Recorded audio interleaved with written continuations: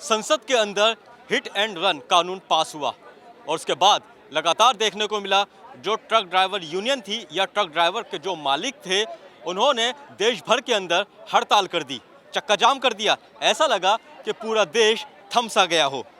रोज़मर्रा की चीज़ें जो हैं एक ही दिन में आसमान छूने लगी। उसके बाद सरकार ने कहा कि ये कानून हमने पास तो किया है लेकिन इसे हम लागू नहीं करेंगे। लेकिन बावजूद इसके दिल्ली के जंतर मंतर पर सैकड़ों की तादाद में जो ड्राइवर हैं या उन यूनियन के जो मालिक हैं वो धरने प्रदर्शन पर उतर आए। हमारे साथ बातचीत करने के लिए कुछ लोग हैं, इनसे ही जानते हैं कि आखिर अब क्या परेशानी, क्या दिक्कत सामने आ रही है।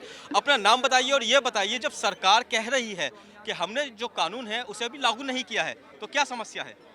मैं Shyam Sundar, general secretary Delhi NCR transport Ekta मंच।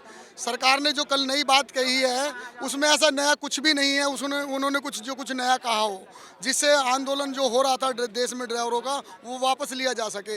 वो जो कानून ये लाए हैं वो 1 अप्रैल 2024 से लागू होना था, तो उसमें कोई नया कल उन्होंने कहा नहीं। उन्होंने कहा कि हम इस पर विचार करेंगे, तो विचार करने की ऐसी कोई बात ही नहीं है। उन्होंने कल बोलते हैं कि हम इसको रद्द करेंगे, लागू करने से पहले रद्द करेंगे, तो आज का जो आंदोलन है हम उसको टालने की बात सोचते। कल ऐसा कुछ सरकार की तरफ से कुछ नया नहीं मिला। हमारे ट्रांसपोर्ट सेक्टर के कुछ लीडरों ने, मैं नाम नहीं लेना चाहता, कुछ लीडरों ने सरकार के साथ वार्तालाप की है, लेकिन उन लीडरों का ड्राइवरों से किसी प्रकार का कोई लेना देना नहीं है। ड्राइवर है तो ट्रांसपोर्टर जिंदा है, अगर ड्राइवर है तो ट्रांसपोर्ट इंडस्ट्री जिंदी है। जब ड्राइवर ही नहीं रहेगा तो उसका कोई औचित्य नहीं रह जाता है ट्रांसपोर्टर का या ट्रांसपोर्ट लीडर का। मैं आपसे जानना चाहता हूँ कि ये जो कानून आया है इसमें परेशानी क्या है, क्योंकि बाकायदा संसद के अंदर पास हुआ है ये कानून। देखिए, मैं Ravi Sethi, Bharat truck transport welfare association general secretary.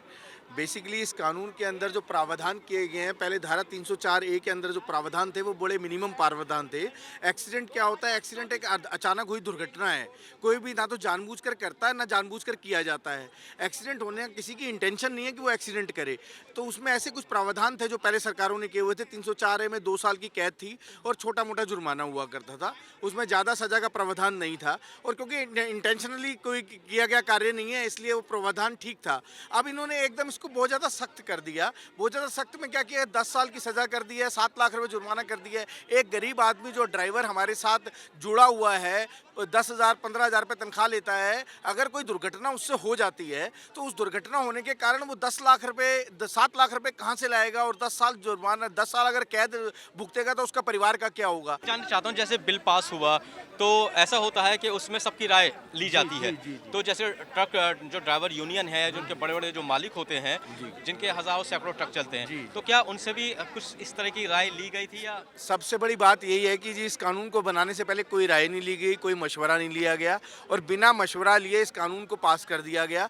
अब ये कह रही है, वैसे भी कानून 1/4/2024 से लागू होना है, तो इनका ये कहना कि जी कानून अभी हमने लागू नहीं किया, तो हमें भी पता है अभी लागू नहीं किया, लेकिन 1/4/2024 में लागू नहीं होगा ऐसा कोई आश्वासन भी नहीं दिया। या तो आप कह दें कि हम इस कानून को रद्द कर रहे हैं और हम इसको लागू नहीं करेंगे, तो चैप्टर यहीं क्लोज हो जाएगा, कोई दिक्कत नहीं है। फिलहाल सिर्फ आश्वासन ये कहा कि लागू नहीं किया, वो तो हमें भी पता है लागू नहीं किया।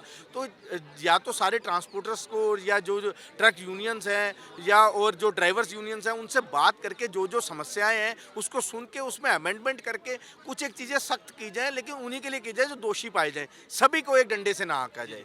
मैं आपसे ये जानना चाहता हूँ कि जिस तरह से कानून आया है, सरकार कह रही है कि ये फ़ायदे का सौदा है, लेकिन आप लोग कह रहे हैं कि नहीं, फ़ायदे का सौदा नहीं है। कल आपने धरना प्रदर्शन किया, मतलब चक्का जाम किया, एकदम से कह सकते हैं पूरा जो देश है वो रुक गया था। अब सरकार ने आश्वासन दिया है कि हमने लागू नहीं किया है, अब ये कह रहे हैं कि वो अप्रैल से लागू होना है।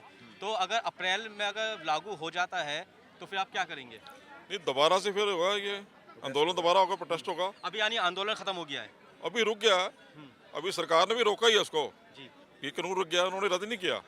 तो ऐसे हमारा जो आंदोलन चल रहा था, आप देख रहे टीवी में आकर सभी ने सोचा अब रुक गया, तो अभी रुक गया। इसके बाद अगर ऐसा सरकार इसको वापस नहीं लाती, रद्द नहीं करती, जिसमें कुछ छोटे नियम ला के, जो आप कह रहे ड्रंक का ड्राइवर, ऐसा हमारा ड्राइवर जो होता है वो एक रोजी रोटी के लिए जाता है, वो प्रदेशों में जाता है बहुत, तो उसको छोटे से मध्यम परिवार से, गरीब परिवार से है, तो उसको अपना परिवार पालना, यही नहीं कि वो एक्सीडेंट करने के लिए जा रहा है। एक्सीडेंट तो दुर्घटना अचानक हो गई तो वो हो जाती है, और ड्राइवर हमारे क्यों हैं, वो चले जाते हैं, साइड पे भागते कभी नहीं है। क्योंकि एक कानून भी है, अगर जो ड्राइवर वहाँ पे पहुँचेगा ना तभी हमारी गाड़ी की जमानत होती है, पहले ड्राइवर की जमानत होती है।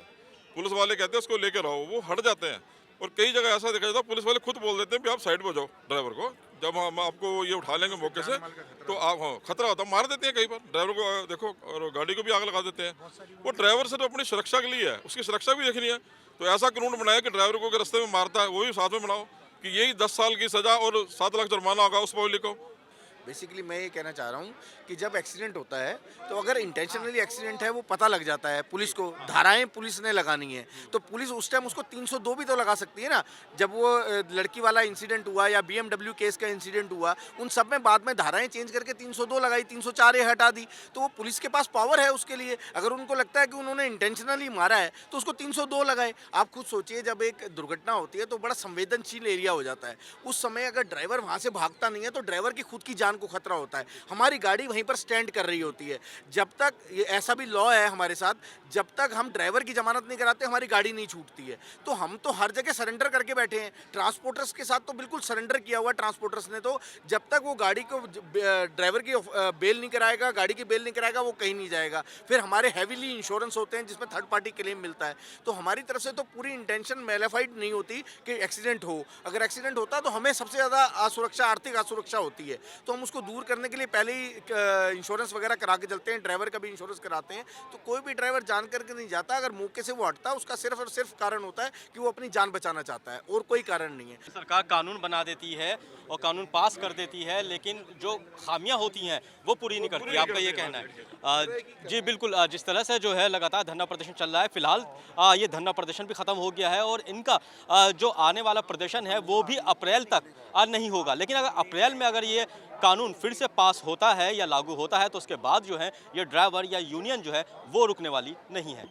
दिल्ली से कैमरामैन विनोद चौधरी के साथ वाजिद अली, नवोदय टाइम्स।